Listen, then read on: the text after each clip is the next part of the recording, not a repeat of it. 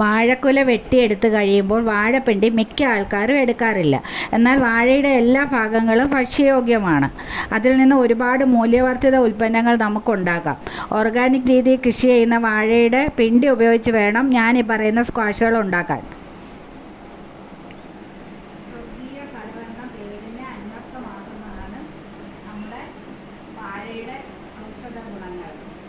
അതുപോലെ തന്നെ അതിൽ നിന്നുണ്ടാക്കുന്ന മൂല്യവർദ്ധിത ഉൽപ്പന്നങ്ങളുടെ ഞാൻ കുറച്ച് ഉണ്ടാക്കുന്ന മൂല്യവർദ്ധിത ഉൽപ്പന്നങ്ങൾ ഞാൻ പരിചയപ്പെടുത്താം.